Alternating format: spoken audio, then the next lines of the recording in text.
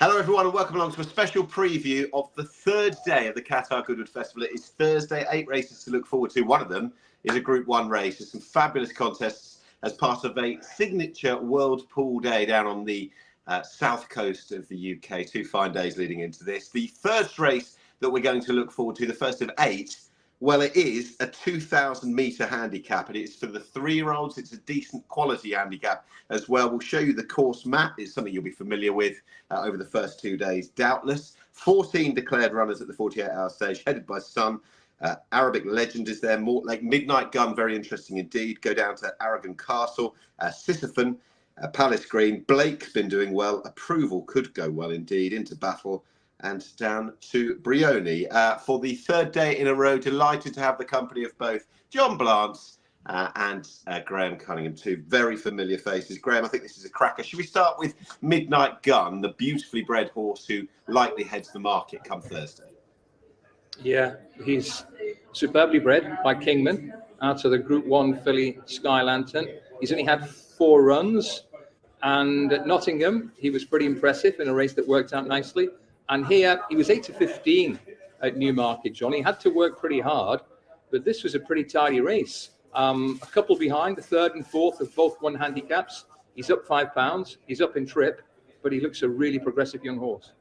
Yeah, he's going in my numbers, Graham. The slight caveat is there's a lot of pace in this race, or I think there's going to be quite a lot of pace in this race. And it was a relatively tepid gallop in that race that we saw. So that's going to be a slightly different race setup for him, but he's clearly very promising. The old Wathnan colours on, he'll not be too far away. He dominated at Royal Ascot. I'm sure you will remember that. Let's have a look at Blake, trained by Peter Chappell-Hyam, John. We don't see so much of him, very famous face of the past, but he's still very capable nowadays based on what Blake's done a couple of times at Sandown of late. Yeah, this was a good run because he was a bit too close to a pace that was possibly a little bit too hard given the underfoot conditions. He was pretty soft on this day. Time before that, he ran at Epsom in the race that Persica won, where he was too far away from a fairly slow gallop. So it's Goldilocks time. He'll have to get it just right this time. But I think from gate 8, he's going to sort of settle up in mid-division. And if he does that, behind that strong gallop, this horse will be coming on very strongly at the finish. He's progressed very well on softish ground. He hits the ground pretty hard as well. He's up £9 for that Sandown success, and the ground could be different on Thursday, unless it rains, which it could. I know that you guys are down at Goodwood and the weather looks tremendous at the time of talking. Not the background that we've got, but outside, obviously. I should say last year's winner of this, Graham, went on to win a group race. That's the kind of thing we're hoping for in 2024. Who's in your numbers? Yeah, I'm going to go for a horse we haven't talked about at the moment. He's just a really likeable, progressive young horse. 6, Aragon Castle. He's got pretty good Goodwood form. He beat some older horses handsomely at Hamilton last time, and I think that he's got a really solid win and place chance. 4, Midnight Gun is just a horse who could be ahead of the game. 9, Palace Green. I know John likes him as well. He got a desperate passage at Royal Ascot last time. And 8, Sisyphian. But 6, Aragon Castle on top for me in race 1, day 3, Nick. John? Yeah, I'm going to go with Palace Green on top. If you watch back that Royal Ascot run, he had an absolutely terrible run in transit. So hopefully with Oisin Murphy keeping the faith and a decent draw, he should go well. Blake in there for 2nd. Aviemore might have a mountain to climb at this level from Class 5 last time, but it was a much better effort when leading them virtually all the way at Ayr last time. He's interesting from stall 1, and Midnight Gun in there for 4th position. So Palace Green, Blake, Aviemore and Midnight Gun. Lovely. There's plenty of pace. There's plenty of competition. I am going to go for number 11, Approval, on the back of that win 2 starts ago. Let's say Royal Ascot last time, but it's a horse that's still got, to my mind, untapped potential. Best of luck, whatever you're going for in the first race on Thursday. Race 2 at Goodwood this Thursday. It's the first pattern race. It's the Richmond Stakes, it's a 2-year-old race. It's got a very good roll of honour. 1,200 metres, the straight 1,200 metres. Again, you'll have familiarised yourself with the course and distance over the first couple of days. And as mentioned, some fine horses have won this race. It's been a bit of a favourite's benefit in recent times. Let's have a look at the runners for 2024. Aparaheo heads them. I'm sure John could correct me on that one. Big Cyril is number 2. There we go. Billboard Star is 3. Go down to the Irish runner Black Forza. The Striking Viking number 7. The Waco Kid is 8. Tropical Storm yet to win a race, but very capable of doing so, is horse number 9. Graham, you would have been across there over in Ireland when you saw the Striking Viking 2nd in a group race on a signature World Pool Day a few weeks ago. Yeah, this is a horse who's made a pretty good impression on both his starts. Didn't seem that fancied first time at York, but he got the job done in really good fashion. And here he's up against a handful of Aidan O'Brien horses, including Henri Matisse. Now, Henri Matisse just wears him down late on, but watch the way that Striking Viking battles on. He battles on willingly, finishes clear of the remainder. John, he's changed stables, he's changed ownership, but it looks like he's got the form to go very close here. Yeah, he's going to go on top for me. He's one of the bets of the week, I think. He's got the absolutely perfect run style for this, Graham, just off the back of the speed. He's got a rating of 109, which is above par for what's normally required, and a good speed figure too. They were well clear of the rest there. He's definitely the one to beat. Gate 6 should be fine as well. Another for Watherman Racing. Tropical Storm, John, we mentioned the fact that this horse is yet to win a race, but that's not really a fair reflection on things. No, it was a terrific run in the Norfolk Stakes, has to be said, when at Royal Ascot, and the piece of form we're seeing here is pretty solid as well from Newmarket. Once again, this horse shouldn't be too far off the speed. Interesting to see where he lines up in terms of where the Striking Viking is as well. How far behind that one will he be? Because I think that will be the case. But yeah, the run in the Norfolk was very good. Generally speaking, you didn't want to be that side of the track all week at Ascot. In that race, it was more that side of the track sort of a contest. I think he's a very, very good each way chance, Graham. He was ahead of Whistlejacket and Asterius at Royal Ascot. Whistlejacket has already franked that form, and Asterius might frank it on Wednesday, so keep an eye on the latest clues for him. Well, let's have a look at some Whistlejacket form. The last runner to have a look at by way of previous performances, Graham, is Billboard Star. Billboard Star, who is a good 2-year-old in his own right. He was brushed aside by Whistlejacket, but that's not necessarily a negative based on what we think this horse is capable of, the winner. No, I agree. I think he's a pretty solid place contender, this fella. He's a keen goer. He's got some experience now with 3 runs behind him.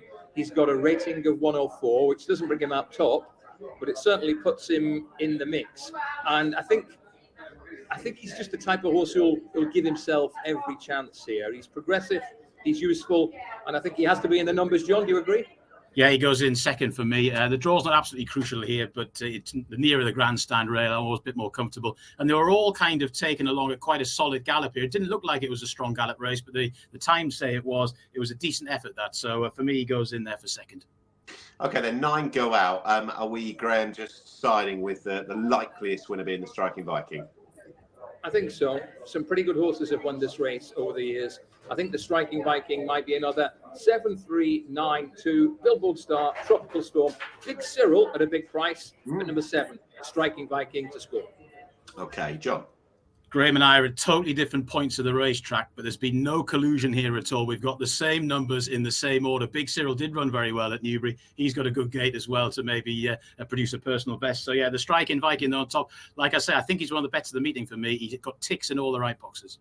Well, I'm in with the Brains Trust. That's good enough for me. Both John and Graham. I'm a Striking Viking fan. Not necessarily the footballer, the namesake, but certainly the horse. He's pretty good. Best of luck whatever you're going for race 2.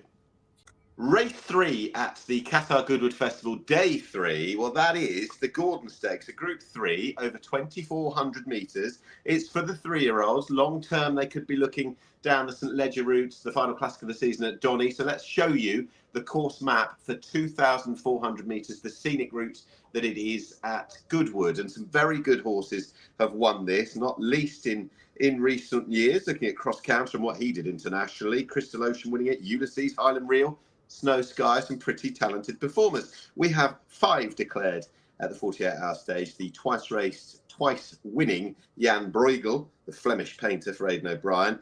Then you've got Align the Stars, Bellum Justum, Maidan, Sadati, Graham, let's go to some late June form over at the Curragh and the success of Jan Bruegel taking on the elders last time.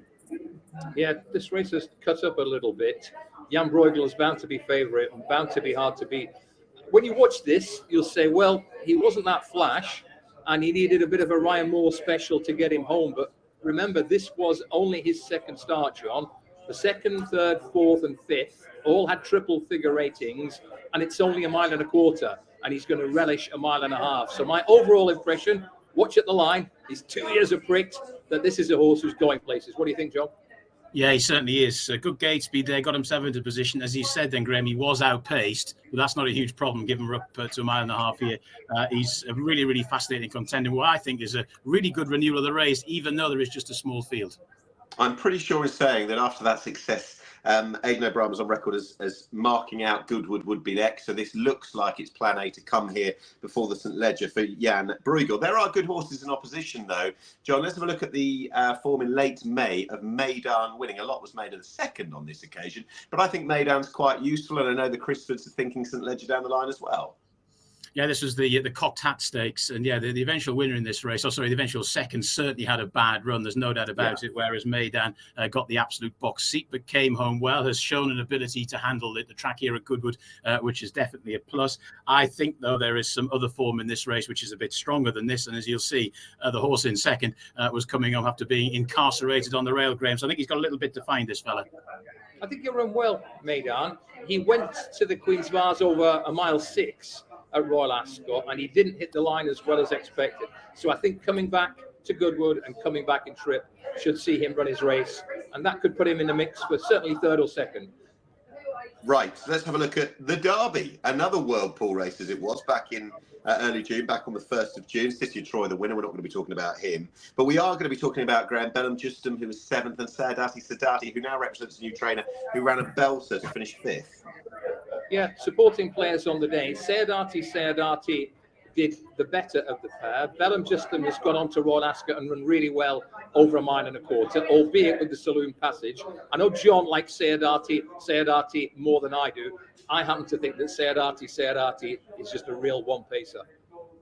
I think he is, but he's also a pretty good one pacer. He's marked up some pretty good speed figures. Here, he was pretty prominent in a race where the more you look at the Derby from a historic perspective, now you realise a lot of them went too fast, or certainly on the sharp end. He was not that far from the pace, has battled on really well, stuck his neck out. Some of his other time figures are very good as well. I thought he was a bit overpriced for the Derby, and he ran like he was pretty good value. And I'm going to give him a chance against this favourite. He's got the really high quality form in the book, and I think he might certainly give Jan Bruegel something to think about, and I'm just going to have him in on the top line. Okay, then, boys. Start with you, Graham. 1, 2, 3, 4. There are only 5 runners, so someone's getting the boot. Tell us the order. Yeah, Sadati's getting the boot for me. And I think he's just a bit sluggish, to be honest. 1, 2, 4, 3. Jan Bruegel on top. We haven't mentioned Align the Stars, who's coming through the handicap route, but he's been doing really well in handicaps, and I think physically is improving as well. 4, Maidan, and 3, Bellum Justum. But it's up to Jan Bruegel to put his hand up for the St Ledger, and I think he might. Yeah, as Graham says, this race is often a very good trial for the St Ledger, and it would be a surprise if it isn't again this time round. They've obviously ringed that date in the diary for Jan Bruegel, but I'm going to go with my old mate Sadati on top. He's rating 110 as well, which is well up to a normal running of this. Jan Bruegel in for second. Bellum Justum has run some really good races in different ways as well, on the speed and then further back in longer races. I think he's got the versatility to go well, and Maidan in there for 4th. That's fantastic. So one horse can divide the opinion as much as that. Sadati. John has him. Graham has given him the heave-ho. For what it's worth, I'm going to go for a totally different one anyway. Number 4, Maidan. There are only 5 in here, but we've got 3 different options, so you can't say we agree all the time. Best of luck, whatever you're going for. Race 4 on Thursday, this big World Pool Day at Goodwood, the Qatar Goodwood Festival. It is the big race of the day. It's the final Group 1 of the entire meeting. It's the Nassau Stakes, the Phillies Mares, and it's run over 2,000 metres. There's been some wonderful heroines in this race down the years as we show you the course map. Some luckless stories. I'm sure I remember Lush Lashes all those years ago, all dressed up with nowhere to go, but some very good ones have won it. Looking at Nashua, and further back, the Japanese success of Deirdre, Winter, Minding, Legatissimo, all winners for Coolmore in successive years earlier at last decade. Right, let's have a look at the runners for 2024.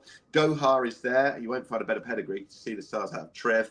Emily Upjohn, she ran a cracker last time, but she's got a bit of work to do to get back into the winners' enclosure. Lady Boba, Lumiere Rock, Nova, Stella, El Malka, the Guineas winner, Opera Singer, See the Fire, Sparkling Plenty, comes across from France. Graham, let's go straight in with Opera Singer, who was the standout juvenile at the end of last season. What have you made of her 2 runs at 3 as we take in the Irish run 2 starts ago? I think they've been promising enough to suggest that she's got another Group 1 in her. She was mighty impressive when she won a Group 1 on Arc Day in France, bounding well clear on fast ground. She was expected to need this race in the 1,000 guineas quite badly, so Connections were really delighted with the way she stayed on behind Fallen Angel. Then she went to Royal Ascot, and she duly did improve, but she wasn't quite good enough to cope with the high-class Porter Fortuna. So she's up in trip here, John. She's not guaranteed to relish the longer distance, but she might be able to dictate here. Yeah, and she's been doing quite a lot of dictating in her career, and that seems to suit her. And I think, yeah, she's not going to be too far away. Maybe Doha and Lumiere Rock might want to go on as well, but they might not have the class to actually live with her in the early stages. I think Opera Singer, it will be leading for a long time. I think one or two might just overhaul her, but should be there or thereabouts. Okay, let's go back to Ireland more recently, though, John. Have a look at the Pretty Polly at Group 1 at the Curragh. And Emily Upjohn is the one that's going to emerge best of those that we're going to have a look at. Lumiere Rock also in their Stay Alert. The winner of the race was Blue Stocking, subsequently second in the King George. If Emily recreates this run, how close does that see her go to victory on Thursday? Very close. This was a good effort. She had to make a bit of a move mid-race as well to get into the position that she did. Maybe she went a little bit too soon and set it up for Blue Stocking, who history will now recount does need a strong gallop, even at a mile and a half, having run so well in the King George. So it was a good effort. Gosden's been on the record of saying one or two of his horses needed a run or two at the start of the season. So I think her improvement curve should be an upward one, Graham. They pulled well clear of the rest, and this form looks better with every passing day. Yeah, she's lost her last 5, but I was much more encouraged by this Pretty Polly run, especially the way she forged clear until run down by a high-class filly who certainly didn't let the form down in the King George. So I like Emily Upjohn here. Her rating now is 117, down from 121 at her peak. But it looks like she's back on track, and I make her a danger to all in the Nassau this week. You're right, Graham. I was looking at it earlier, and I couldn't believe, if you looked at what she'd done last year in the Coronation Cup, the idea that it would be almost half a dozen runs, or potentially half a dozen plus runs before she wins again, if she is to win again. You wouldn't have thought so on that day. Such was the emphasis of her performance. Let's have a look at Graham, or Graham, get your thoughts on the 1,000 guineas earlier this year. It was a shock winner, El Malka. How interesting is she up in trip come Thursday? Well, connections are expecting her to relish the mile and a quarter, and I think she'll stay no problem, but I'm still not convinced that she's a really good classic winner. There's no question that this race was set up for the finishers. The French filly Ramatuelle kicked on, but it was a long way home given how early she'd kicked. And with Sylvester de Souza on board on the near side in the yellow, she comes charging home, and watch this, bang, right on the line, she puts her nose up front. She ran pretty well in the Coronation Stakes, John, but every time I look at the video of that race, I don't see her beating Opera Singer. What do you think? No, she was last with about 3.5 furlongs to go. Just shows you how fast they went in that 1,000 guineas. I think she will relish the step up in trip. The problem for her, though, is there's not necessarily going to be a gallop on here. And it's a completely different type of track, Goodwood as opposed to Newmarket. So I'm very like you, Graham. I'm still reserving judgment on her. Maybe she got a bit fortunate in that Newmarket race, and maybe she's not necessarily up to the kind of level you expect of a classic winner. Shane Murphy won this half a decade ago. He won it on the Japanese mare Deirdre, John. He's got the chance to see the fire here, who's out of Arabian Queen. She was third in this race, Legatissimo. As we take in the Sandown run, you were there on Coral Eclipse Day. Would third be as good as See the Fire to emulate her mother, be as good as she could expect on Thursday? Yeah, she's not in my numbers. I mean, she was outclassed here. She was probably a bit too close to that pace in the 1,000 guineas as well. So there's a bit of a question mark about her. Rating of 109, which would not have been good enough to win 9 of the last 10 of the renewals of this as well. So for me, she doesn't make it into the top 4, Graham. No, I agree with that. I think she's pretty tightly matched with El Malka, actually. If you watch the Coronation Stakes, there wasn't much between the pair, and there might not be that much between the pair again, but I suspect that the pair of them will be behind the first 2 or 3. You know, the great thing is, and hopefully by the time we get to Thursday, Graham, we will have the full complement, or as near as damn it. 10 declared is what we want. We don't want the small field Group 1. So 10 runners. Who comes out on top? I'm going to go with Emily. She's lost her last 5, but we know she's a genuine Group 1 filly. And the way she quickened until Blue Stocking ran her down in Ireland was really, really encouraging. So big chance for Kieran Schumacher to shine for the Gosdens. Opera Singer, I think, is really solid for the top 2 here. She's number 8. Number 10 is Sparkling Plenty. Haven't mentioned her, but she is a classic winner, courtesy of that late swoop in the French Oaks last time. I don't think a French horse has won this race for many, many moons, if ever. But she ought to run well for the 3-year-olds. And 6, Stay Alert in the yellow colours. We saw her fading badly on the softish ground in the Pretty Polly, but she's a much better horse on top of the ground, and she could have had a bit of value at a big, big price. 2, 8, 10, and 6 with Emily up on top. Lovely. John? Yes, our Gallic friends might have bad memories of Blue Rose Said in this race last year, but I'm going to go with Sparkling Plenty because Graham has mentioned her form to an extent. It's worth pointing out that in the 3 races she's run this season, all have been run at pretty much crawls, and she's really come home extremely strongly. She passed a large chunk of the field in the Prix de Diane last time out. I think she's got the turn of foot to cope with a muddling race here, which might eventuate. So I'm going to go with her on top. Obviously, no form for her from a visual perspective. I think she'll go very well indeed. Emily Upjohn in there for second, Opera Singer for third, and El Malka for fourth.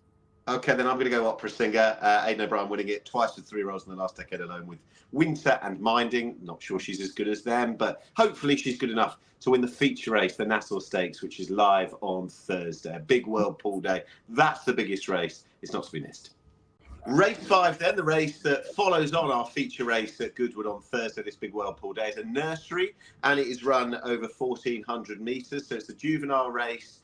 Back to the 1,400 metres of the first day, which was the Vintage Stakes. That was a group race. This is the Nursery.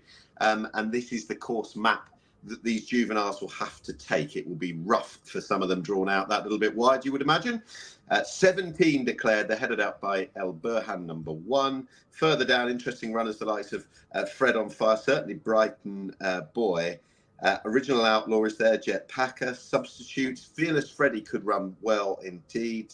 Dukes of Hathor down to Vaidari Glitter Code. Konnichiwa, horse number 17, is at the bottom for Brian Meehan and Kieran O'Neill. So there are your runners, or a look at them. At the top, John, is El Burhan, who seeks a hat-trick in the Shadwell Silks. Yeah, coming back in trip to 7 from the 7.5 furlongs that we'll see at Beverley on this piece of VT. Had to go forward in a race where they went pretty sharp in the early stages, and then has had to battle back as well in a race, obviously, because they've gone quite sharp in the early stages. He's had to show plenty of resolution. Gate 4 as well, round that bend, an inside draw, a definite advantage here. I think El Burhan will settle up in mid-division, Graham, and hopefully do his best work at the finish. Yeah, I think he's a pretty useful horse. He's earned his biggish weight here, but he's getting better with each race. He wasn't that flash at Yarmouth, but he definitely improved under the penalty at Beverley. He cost 210 grand, and he's looking like a pretty useful horse. So I think you respect his chance, certainly for a place. Graham, we'll stick with you and get the thoughts on Brighton Boy. Last time out, Chester winner. You go back to the Salisbury second. That doesn't read too bad, does it? Yeah, probably. Might well have put this horse on top. Had he been drawn lower, but he's drawn 16. I'm not going to knock him out the numbers because of that. His next second at Salisbury has been Frank, because the winner, Caburn, has gone on to win the Super Sprint at Newbury. Shows his inexperience. You can see him edging left towards Caburn there. First 2 come clear. He went on to Chester last time. It wasn't a flash race, but he won it emphatically, and he's just a progressive young horse. And I think Johnny might have the speed to get across and race handy from his high draw. Yeah, he might. There's not loads and loads of early speed in this race. There's enough, don't get me wrong. But if he has got that early go, he might be able to get into a decent position first up. But you'll know your fate quite early, I think. I love this race. Remember this race a few years ago when Bilston Brook had the worst run possible, but still won and traded, I think, 1,000 to 1 on the betting exchanges. But time told she was pretty good because she won the Guineas next year. So we always hope we might see something good. I think, John, in the case of Fearless Freddy, he goes in there with quite a chance on Thursday. Well, he's not in my numbers. He has got gate 3, which will help. But this race at Leicester, they went very, very sedate in the early stages for a 1,400-metre race at Leicester. And they've turned it into a bit of a sprint in the closing stages. And I think that's most unlikely to happen here. So therefore, how formful this particular piece of VT will be is open to question. The first 2 have pulled away clear of the rest, though. And stall 3 is definitely a good gate to get for Fearless Freddy. So he's definitely got a turn of foot, but they'll be going a bit quicker in the early stages than they were here. I do like this Freddy. I like his chances. He strung him out at Leicester, despite a steady pace. The second has won at Newmarket, and I think he's going forward in a hurry, this fella, so he's top of my list. Graham, you're singing my language. Right, let's have a look at your 1, 2, 3, 4 then. You've revealed the top, but it could be anyone's business, the second, third and fourth in the nature of this race. Yeah, the double F is on top. 10, Fearless Freddy. From 5, Brighton Boy, despite the high draw. 1, El Burhan, and 2, Mr. Chaplin. I also wanted to squeeze in Defence Missile. Those 2 horses tie in closely on Newbury form, but I can't have 5. I'll just have 4. 10, 5, 1, 2 with Freddie on top. Kind of dead heat for fourth, see if it'll go. John, what about you? Original Outlaw on top for me. There's a Salisbury race, including a Defence Missile, which could be pretty formful as far as this is concerned. Blinkers on for the first time. Decent draw. Original Outlaw will not be that far forward in the run, but will be doing its best work late. El Burhan, the one in for second. Defence Missile's got really good gate speed and a low draw, so Graham's mentioned that one in dispatches and should go well. And Sunshine State was possibly on the wrong side of the track and slightly outclassed at Newmarket last time. I think this is a bit more of a realistic proposition for Sunshine State, who will also be staying on from the rear of the field. So 7, 1, 6 and 12 for me. Great stuff. Right, I'm going to go with Graham. It's Fearless Freddy to win a very wide open race. It should be as well. The Nursery, the prize money and the competition at a big meeting. But that is all our thoughts on race 5 at Goodwood this Thursday. Race 6 this Thursday, this big Whirlpool Day as part of the Qatar Goodwood Festival. It's the third day of the meeting. We're on to the 6th race, 6 of 8. 1,000 metres for the Balati Handicap. It's a 3-year-old cavalry charge, 0 to 95 race. And there's your course map. It's pretty straightforward, this one, right in front of the grandstands. And hopefully pockets full of money by this point after the great tips that have come your way. 16 declared runners. So a quick look at them. Unbreak My Heart. Great song, that one. Number 1 at the top. Gotta Love a Grey, number 2. Further down, Chagrin, who ran very well at the Royal Ascot. 6 is Kendall Roy, who comes across from Ireland. Very interesting runner indeed. Grand Lad threads together a few of these. And Chanting is number 10, Loads of Pace. Cloud King is number 11. McLovin, Noel Fox, Make It Easy. Kiss and Run. She doesn't miss too many battles, that one. Right, let's have a look at the recent Haydock winner, Cloud King, Graham. Yeah, this is a horse who's got lots of ability. I should add the rider that he disappointed at Goodwood a couple of months ago. He was favourite, but raced too freely behind Grand Lad. More of him in a minute. But have a look at what he's capable of when it all clicks. This was Rosser from the rear, Rosser Ryan, and he just threads his way through between horses and shows a good turn of foot by sprinting standards. So this is a horse who's got plenty of ability. And I think if he settles, he'll run a really good race here. But he ties in with a few of these horses, including Grand Lad. And I think both myself and John. Grand Lad then, as teed up there by Graham John, has come here and done it on a couple of occasions, beating Enchanting, has beaten Kiss and Run on 2 occasions for all that she got much closer the first time around. Do you anticipate, therefore, Grand Lad beating these horses again? There's every chance. He's flashed some tremendous speed at Goodwood in the past, in the early part of this season, including a 10.11 second sectional on this performance. They really will be tagging along here. There's loads of pace in this race. Some of it, though, I think will still hold up. And I think Grand Lad's definitely on the basis of what he's done thus far, going to be doing that. He's got a reasonable draw as well. And I don't think he'll win. He'll probably set it up for a hold-up type, maybe a Cloud King, but certainly be there or thereabouts.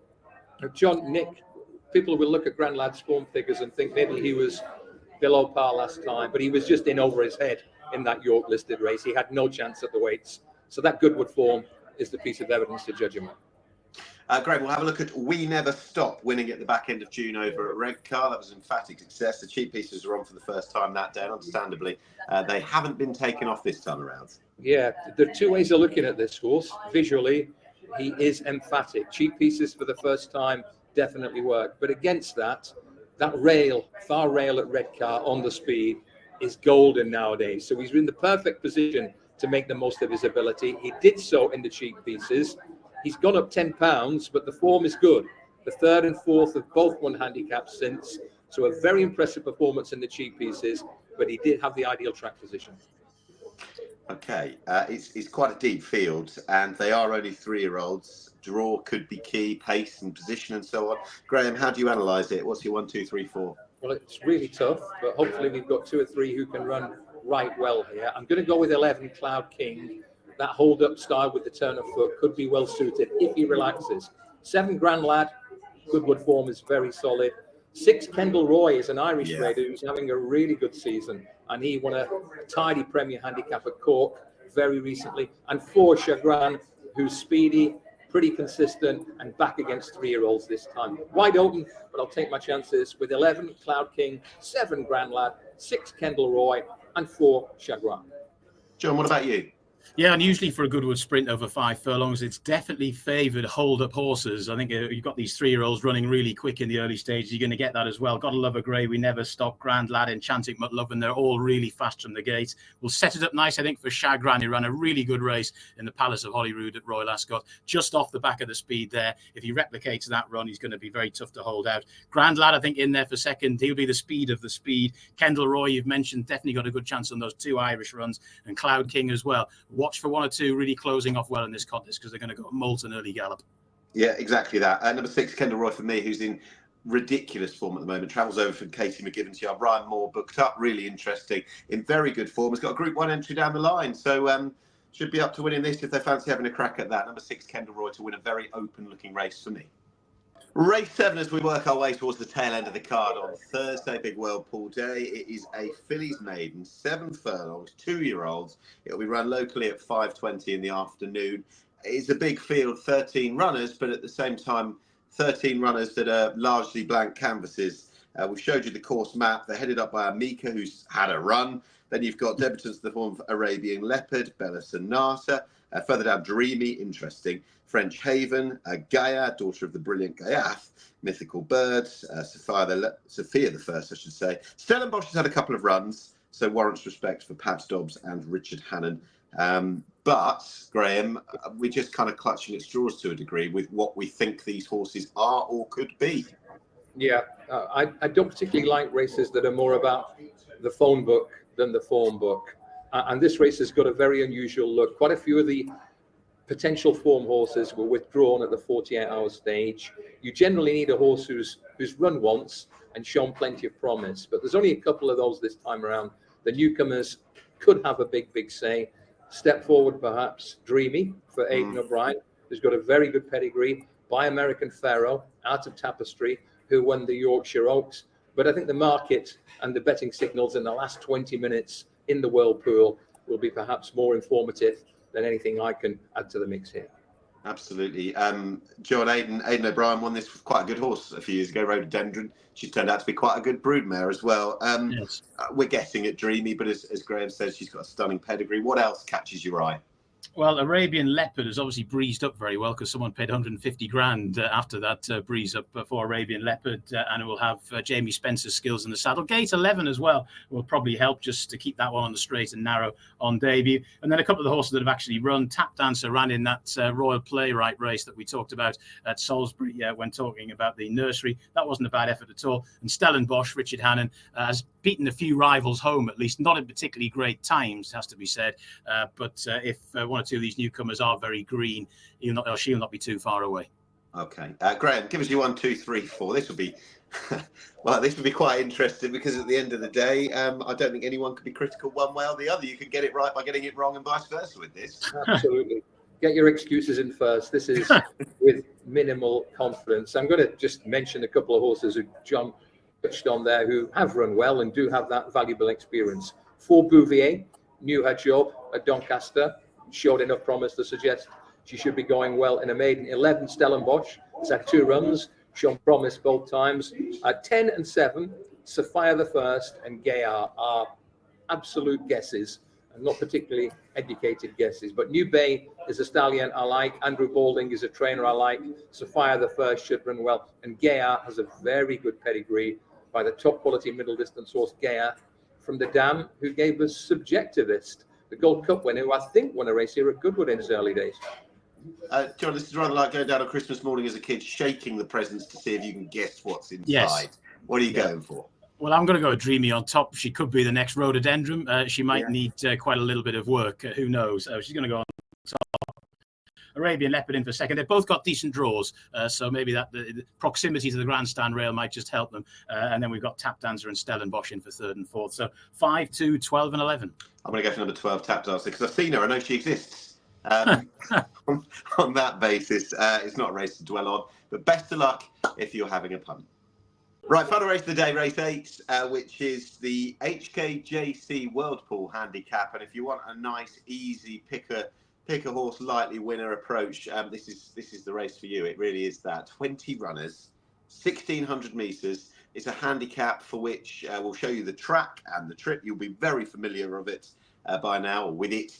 horses you want in form, ideally, well drawn, ahead of their mark. You want, it might just be that the short list is quite a long one. Let's have a look at the runners. Kirat's number 1, Cerulean Boy is number 2, Mount Teedy is 4, Westridge is 5, down to Jungle Mac, who's going well. So too is Treasure Time. They're 8 and 9 respectively. The Ice Phoenix with the blinkers on for the first time is 11. So Gabriel won last time. We'll be looking at that horse.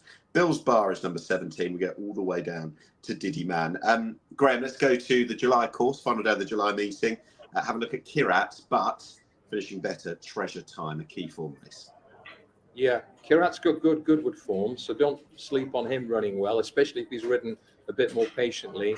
But further towards the far side of the July course, Treasure Time has struck the front and continues his progression. He's just been a likeable, handy horse, and a horse who beats him here, the Godolphin horse, First Conquest, is pretty smart. First two start to come clear. The only negative I can think of for Treasure Time is that in being clear of the rest, he's gone up 6 pounds, but he's drawn handy in stall 7. 2 certainties here. The draw will be an issue, and there'll be 1 or 2 hard luck stories, but Treasure Time should give himself every chance. Solid operator, John. Yeah, got him on top as well. I think he's going to go very well. It's going to be difficult for Kirat as well to replicate that previous Goodwood form. We'll have to go back from 14, which is probably not its favourite run style either. So it's not going to be easy for Kirat. So in that piece of form, definitely Treasure Time to confirm those placings.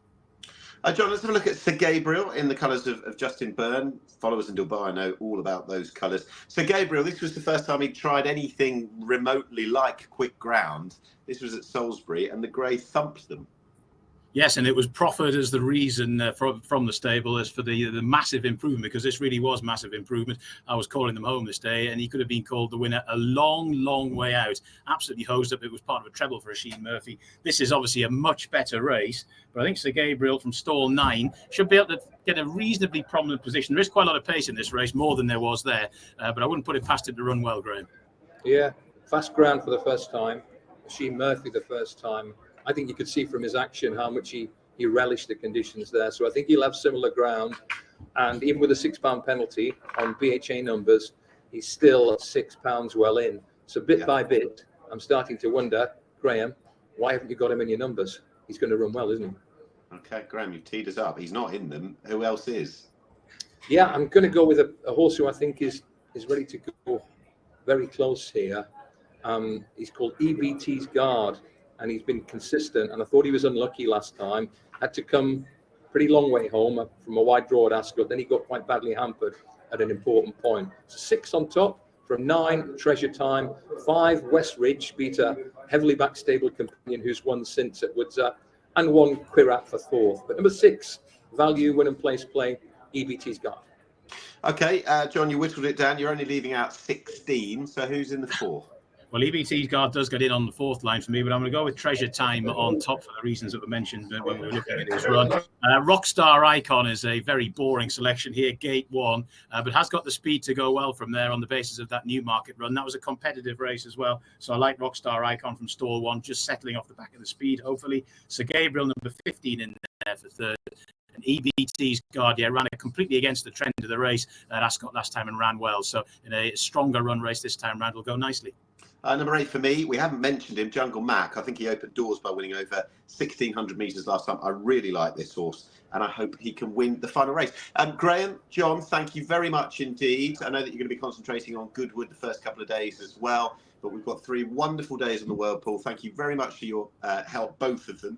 Best of luck to both of you as well with your selections. And out there, I hope you're fit and firing. Looking forward to 3 fabulous days of the Whirlpool at Goodwood. Thank you very much for watching, and happy punting.